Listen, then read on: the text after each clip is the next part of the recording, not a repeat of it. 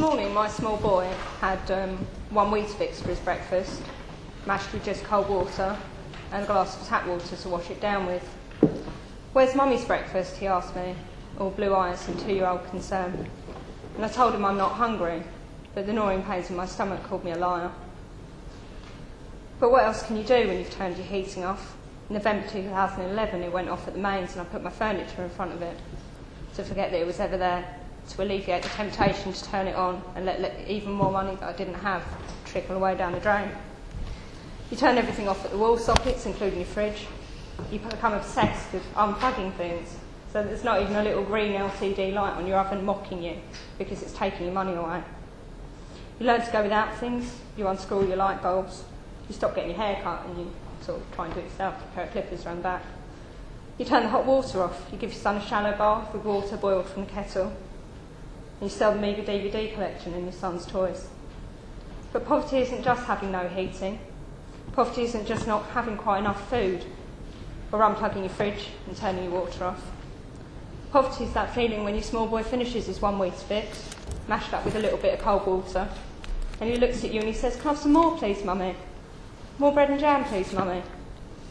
As you're wondering how to carry the guitar and the TV to the pawn shop and how to explain to a 2-year-old that there's no bread and jam.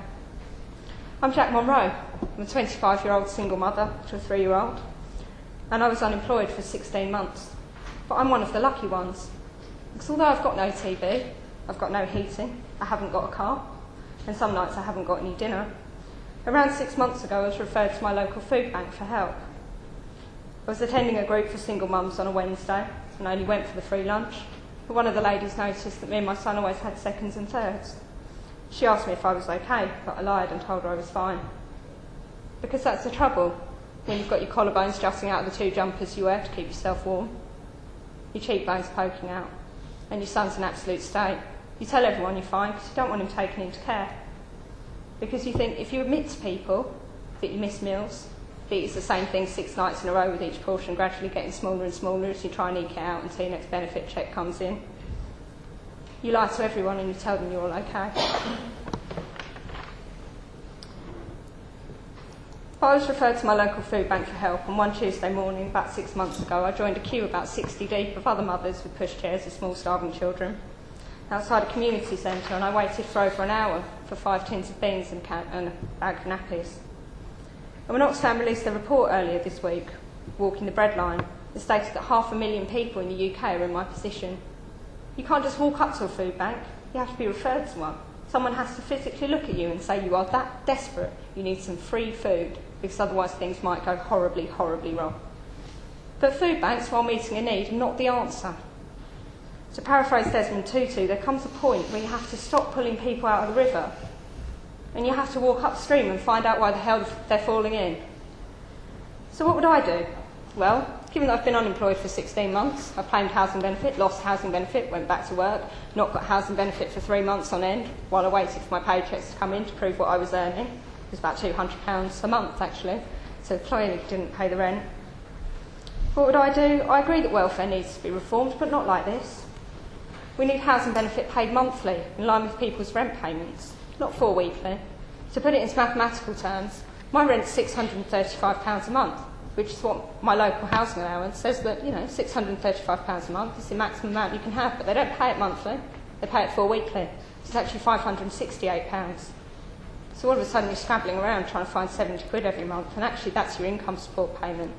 And that should be going on food and that should be going on heating, but it's not, it's going on topping up your rent.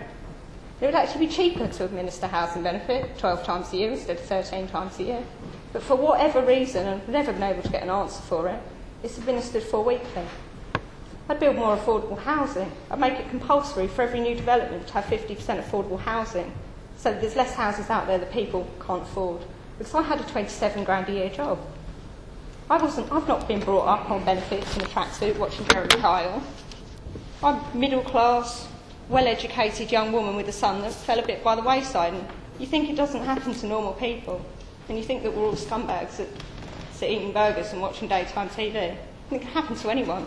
There isn't a job safe out here at the moment, and I could happen to anyone. So housing benefit to be paid monthly, and raise the minimum wage to a living wage. At the moment, by my calculations, people working full-time If you work over 28 hours a week, you're then out of the tax-free allowance and you're paying into the economy. If you raise it from $6.19 an hour to $7.25 an hour, that's people who work over 22 hours a week will be paying tax into the economy. They'll also be claiming less in benefits because they'll be earning more.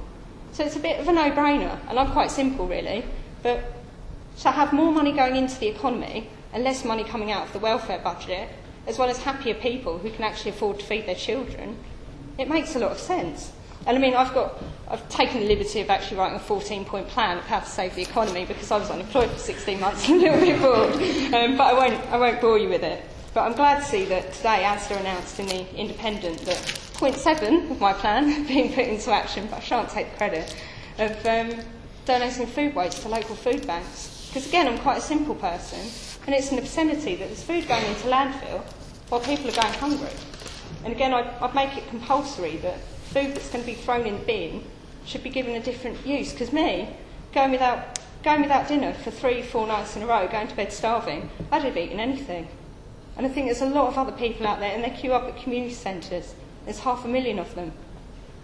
And they all just need something a little bit more to eat. Because, as I said, we need to, while food banks are brilliant at what they're doing, they're meeting a very real, very humanitarian need, we shouldn't be relying on other people to pick up the pieces and to pull people out the river. We need to look at ourselves and see where we've gone wrong, walk up the stream and find out why they're falling in. Thank you for listening.